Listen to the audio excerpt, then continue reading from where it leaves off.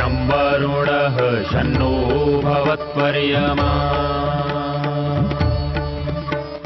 शन्न इन्द्रो बृहस्पतिः शन्नो विष्णुरुक्रमः ॐ शान्ति शान्ति शान्तिः।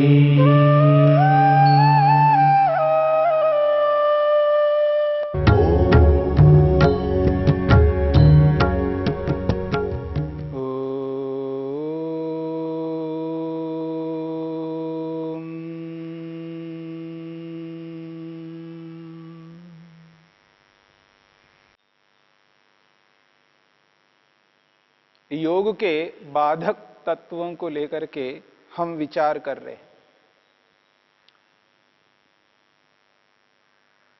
जो साधक भक्त ईश्वर को देखना चाहता है, ईश्वर का साक्षात्कार करना चाहता है, आत्मदर्शन करना चाहता है, प्रभु का साक्षात्कार करना चाहता है, ऐसे व्यक्ति को योग को स्वीकार करना पड़ता है। बिना योग के आत्मदर्शन, प्रभु दर्शन नहीं कर सकता। आत्मदर्शन के लिए जिस योग को स्वीकार करता है, उस योग को करता हुआ जब आगे बढ़ता है तो उसके समक्ष अनेक प्रकार की बाधाएं उपस्थित होती है, अनेक प्रकार की समस्याएं उपस्थित होती है, अनेक प्रकार की कठिनाइयां उसके सामने आती है। उन बाधकों को योग में विघ्न के रूप में अंतराय शब्द से स्पष्ट किया है। 9 प्रकार के विघ्न बताए। उन 9 प्रकार के विघ्नों में पहला विघ्न बताया है व्याधि, जिसकी चर्चा हमने की है। जो व्यक्ति योग को अपनाना चाहता है वह व्यक्ति स्वस्थ हो। जो व्यक्ति रोगग्रस्त है, व्याधि से ग्रस्त है, वह व्यक्ति योग नहीं कर सकता। योग करने वाले व्यक्ति को स्वस्थ रहना होता है। स्वस्थ व्यक्ति ही योग को कर पाएगा। रोगी व्यक्ति योग नहीं कर सकता है। योग के बाधक तत्वों में पहला तत्व है व्याधि। व्याधि जिसके शरीर में है वह व्यक्ति योग नहीं कर पाता है। तो व्याधि को लेकर के, रोग को लेकर के हमने बहुत सारी बातों को लेकर के विचार किया। दूसरा विघ्न महर्षि पतंजलि ने बताया है स्त्यानम। 9 विघ्नों में दूसरा विघ्न है स्त्यान। स्त्यान कहते हैं अकर्मण्यता। महर्षि वेदव्यास कहते हैं स्त्यानम अकर्मण्यता चित्तस्य। चित्त की अकर्मण्यता यानी मन की अकर्मण्यता। ये जो अकर्मण्यता है, इस बात को लेकर के विचार करते हैं। अकर्मण्यता क्या है? मन से कर्म न करने की इच्छा। मन से व्यक्ति काम नहीं करना चाहता है, कार्य नहीं करना चाहता है, जिसको मोटी भाषा में कहते हैं जी चुराना। मानसिक रूप से व्यक्ति इच्छा ही नहीं रखता है कि मैं कुछ करूं, कुछ भी न करने की इच्छा रखता है, उसको कहते हैं अकर्मण्यता। मनुष्य 3 प्रकार से कर्म करता है। पहला कर्म वो मन से प्रारंभ करता है, मानसिक कर्म करता है। मन में कर चुका होता है तब वाणी से निकालता है, वाणी से बोलता है। जो वाणी से बोल रहा होता है वो पहले मन से किया हुआ होता है। मन से कर्म कर चुका है तब वाणी से निकालता है। बिना मन में कर्म किए वाणी से कोई कर्म नहीं कर सकता। जो मैं बोल रहा हूं, ये जो बोलना, जो क्रिया हो रही है, वाचनिक कर्म हो रहा है, इसके पीछे मानसिक कर्म हो चुका है। पहले मन से व्यक्ति कर्म करता है, उसके बाद वाणी से करता है। अथवा मन से कर्म हो चुका है, वाणी से करना आवश्यक नहीं है, जरूरी नहीं है। वाणी से किए बिना शरीर से कर्म करता है व्यक्ति। शरीर से कर्म तब व्यक्ति कर सकता है जब मन से कर्म कर चुका हो। पहले मानसिक कर्म, वाचनिक कर्म और शारीरिक कर्म, 3 प्रकार से व्यक्ति कर्मों को करता है। शरीर से जिन कार्यों को वो नहीं करता है वहां पर वाणी से करता है, जहां वाणी से भी नहीं कर पाता है वहां मन से करता है। अलग अलग विषयों में, अलग अलग स्थानों में, अलग अलग परिवेशों में, अलग अलग प्रसंगों में व्यक्ति अलग अलग प्रकार के कर्म करता रहता है। मन से करने वाले कर्म, वाणी से करने वाले कर्म और शरीर से करने वाले कर्म। मैं शरीर से कुछ कर्म करता हूं, किसी को कुछ देता हूं या किसी से कुछ लेता हूं। हाथों से कर्म करता हूं, पांवों से कर्म करता हूं। जो बाहर के कार्यों को हम करते रहते हैं, शरीर से कर्म करते हैं। जहां शरीर से कर्म ना करके वाणी से कर्म करते हैं। अभी जो मेरा कर्म चल रहा है, मैं जो कर्म कर रहा हूं, ये वाणी का कर्म चल रहा है, वाचनिक कर्म चल रहा है। मैं कुछ बता रहा हूं और इसके कारण से किसी व्यक्ति को सुनाई दे रहा है। सुन करके वह व्यक्ति उसको जान लेता है, जानकारी प्राप्त कर लेता है। संसार में मनुष्य जितना सुन करके जानकारी प्राप्त करता है, उतना और किसी के माध्यम से नहीं कर पाता है। सुनकर के सबसे ज्यादा कर्म करता है व्यक्ति, सुनकर के सबसे अधिक जानकारी प्राप्त करता है। हां, एक और माध्यम है जो आंखों से देख करके भी कर लेता है। देख करके भी जानकारी बहुत प्राप्त करता है और सुन करके भी जानकारी बहुत प्राप्त करता है। जिसके पास आंखें नहीं है वो केवल सुन करके जानकारी प्राप्त करता है, और जो सुन नहीं सकता है वह व्यक्ति देख करके बहुत कुछ जानकारी प्राप्त कर लेता है। और जैसा जैसा व्यक्ति जानकारी प्राप्त करता है, नॉलेज गेन करता है, वैसे वैसे उसके अनुसार, उसके अकॉर्डिंग व्यक्ति अनेक प्रकार के कर्मों को करता जाता है। ये जो कर्म है, शारीरिक रूप से जो कर्म हम करते हैं, उसके पीछे ज्ञान काम करता है, जानकारी काम करती है। जिसके पास जैसी जानकारी है वैसे वैसे व्यक्ति कर्म करता जाता है। लेकिन कर्म प्रारंभ होता है, स्टार्ट होता है मन से।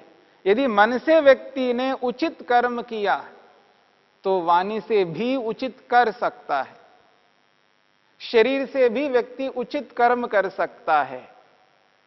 यदि वाणी से व्यक्ति, मुंह से व्यक्ति बहुत बढ़िया बोल रहा है, लेकिन वो ऊपर से बोल रहा है, अंदर से उसका जो कर्म है वो गलत हो चुका है। मानसिक रूप से व्यक्ति गलत करता हुआ भी वाणी से अनुचित बोल पड़ता है। मन में कुछ गलत करता है, लेकिन शरीर से दिखाने के लिए व्यक्ति कुछ ठीक करने का प्रयास करता है। 2 बातें हैं। मन से अच्छा करने पर वाणी से भी अच्छा कर सकता है, मन से अच्छा करने पर शरीर से भी अच्छा कर सकता है, लेकिन वहां पर एक कड़ी जुड़ती है। मानसिक रूप से अच्छा करने पर उसके अनुरूप वाणी से अच्छा कर लेता है, और वाणी से अच्छा कर लेता है तो शरीर से भी अच्छा कर लेता है। लेकिन दूसरी एक स्थिति है, मन से तो बहुत खराब करता है क्योंकि दूसरे को दिखाई नहीं देता है। मन से कितना ही वो घिनौना कर्म करे, क्योंकि सामने वाले व्यक्ति को समझ में नहीं आता है, वो देख नहीं सकता उसके मन के कर्म को।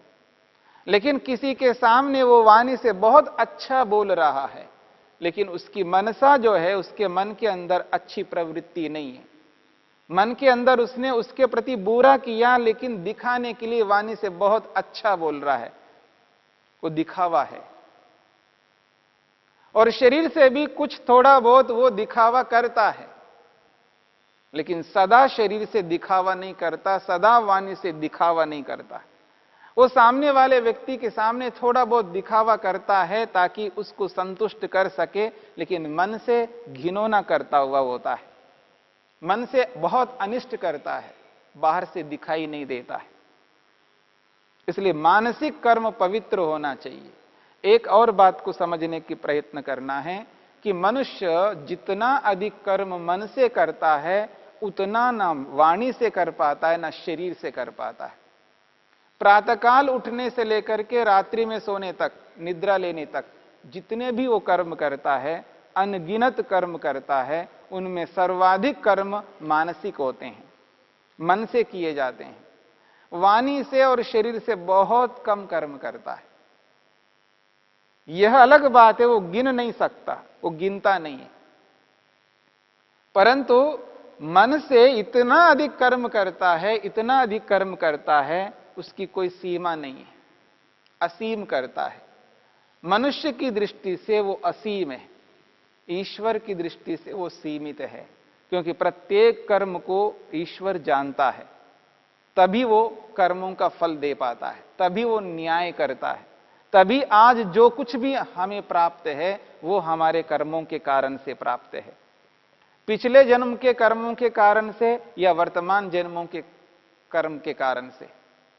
वर्तमान जन्म में, वर्तमान में जो पुरुषार्थ हम कर रहे हैं, उस पुरुषार्थ के कारण से हमें बहुत कुछ प्रतिफल के रूप में मिलता है, अथवा जो वर्तमान में हमने वैसे कर्म तो नहीं किए हैं लेकिन फिर भी उसको बहुत कुछ मिल रहा है, तो उसके पिछले जन्म के कर्मों के कारण से, परंपरा से, माता पिता के माध्यम से, खानदान के माध्यम से जो हमको मिला है वो पिछले जन्म के कर्मों के कारण से है।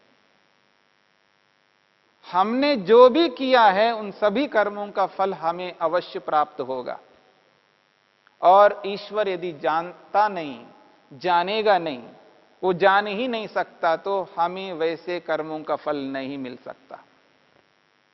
इसलिए यहां पर कहा जा रहा है, वाणी से करने से पहले मन में जो काम हमने किया है उस पर ध्यान देना है। शरीर से करने से पहले जो मन में हमने जो कुछ भी किया है उस पर ध्यान देना है। मन के कर्मों को सबसे पहले सुधारना है। जब मानसिक कर्म हमारे सुधर जाते हैं तो वाचनिक, वाणी से किए जाने वाले कर्म भी सुधर जाएंगे। तब दिखाने के लिए करने की आवश्यकता नहीं पड़ेगी, वो अंदर से वो निकलेगा। आंतरिक जब कर्म हमारा शुद्ध पवित्र होता है तो वाचनिक कर्म जो भी हम करते हैं वो भी शुद्ध पवित्रता से ही होगा और उसका प्रतिफल हमें अच्छा मिलेगा। और जब शरीर से करने लगता है तो उसका भी अच्छा ही प्रभाव आएगा, अच्छा ही कर्म करेगा, क्योंकि मन से उसने अच्छा किया, अच्छा सोचा है, अच्छा विचार किया है। परंतु यहां समस्या यह है, व्यक्ति कर्म ही नहीं करना चाहता है। जब शरीर में तमोगुण बढ़ जाता है, सत्वगुण जब बढ़ता है तो व्यक्ति अधिक से अधिक पवित्र कर्म करने की चेष्टा करता है।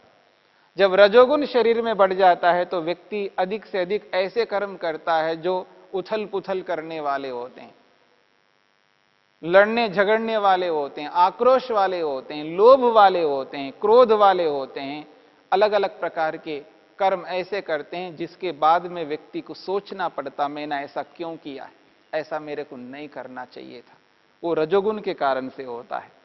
लेकिन जब तमोगुण शरीर में बढ़ जाता है तब मन में अकर्मण्यता उत्पन्न होती है, जी चुराने की इच्छा करता है व्यक्ति, कर्म करना नहीं चाहता है, जी चुराता है, मन को चुरा लेता है, मन से इच्छा बिल्कुल नहीं करता, मैं ऐसा ना करूं, मैं नहीं करना चाहता, मैं इस काम को करना ही नहीं चाहूंगा।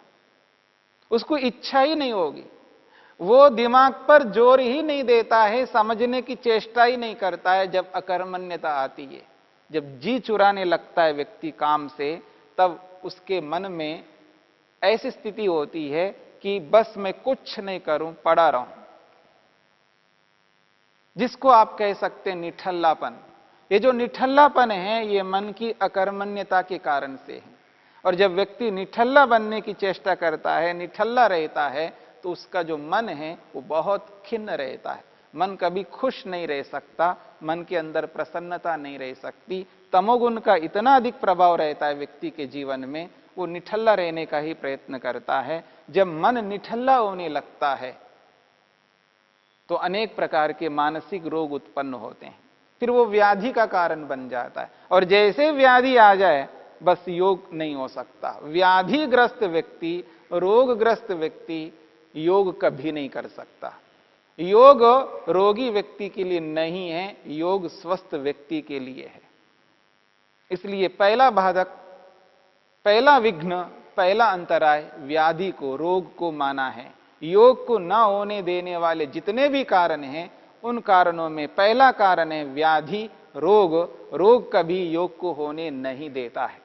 इसलिए व्यक्ति को स्वस्थ रहना होगा। स्वस्थ शरीर से ही योग कर सकते हैं। हां, रोगी व्यक्ति के लिए चिकित्सा करनी है। योग चिकित्सा नहीं है। योग आत्मदर्शन, प्रभु दर्शन के लिए। यदि कोई व्यक्ति रोगग्रस्त है वो व्यायाम कर ले। यदि व्यायाम से रोग दूर हो सकता है, व्यायाम करके दूर करे। यदि व्यायाम से रोग दूर नहीं हो सकता है तो वो चिकित्सा कर ले, औषधि ले, वैद्य के पास जाए, डॉक्टर के पास जाए, चिकित्सा करके शरीर को स्वस्थ करे, फिर उसके बाद व्यक्ति योग करे। क्योंकि योग के लिए स्वस्थ होना अनिवार्य है। स्त्यानम, स्त्यान का मतलब अकर्मण्यता। किसकी अकर्मण्यता? मन की अकर्मण्यता। मन से कर्म करने की इच्छा बिल्कुल नहीं करता है। और व्यक्ति को सर्वाधिक पुण्य कर्म यदि करना हो तो मन से करना होता है। योग में शरीर से, बाहर से अधिक कर्म करने की आवश्यकता नहीं है। वाणी से बहुत अधिक कर्म करने की आवश्यकता नहीं है। योग में सबसे अधिक आवश्यकता है मन से करने के लिए। क्योंकि मन पवित्र रहता है, मन शुद्ध रहता है, निर्मल रहता है, तो उस स्थिति में व्यक्ति जो कुछ भी वाणी से कर्म करेगा, जो कुछ भी शरीर से कर्म करेगा, वो अच्छा ही करेगा, बुरा कभी नहीं कर सकता। क्योंकि उनका मन शुद्ध है, पवित्र है। और जिसका मन शुद्ध पवित्र है उसका मन प्रसन्न रहेगा। और जिसका मन प्रसन्न रहेगा उसका मन एकाग्र होगा। और जिस विषय को वो समझना चाहता है, जिस किसी भी विषय को समझना चाहता है, उस विषय को आसानी से, सरलता से समझ लेगा। क्योंकि मन एकाग्र है। मन इसलिए एकाग्र है क्योंकि प्रसन्न है। प्रसन्न इसलिए है क्योंकि मन पवित्र है। मन पवित्र इसलिए है क्योंकि उसका सोच, उसका एटीट्यूड बहुत अच्छा है। उसकी दृष्टि, उसकी नजरिया बहुत पवित्र है, उत्तम है।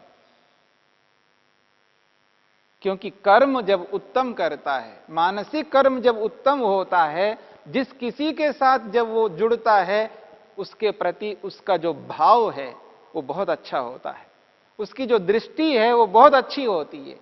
दूसरों के प्रति जब दृष्टि बहुत अच्छी होती है तो मन प्रसन्न रहेगा। प्रसन्न मन ही एकाग्र होगा और एकाग्रता से ही व्यक्ति अपने प्रयोजन को पूरा कर सकता है।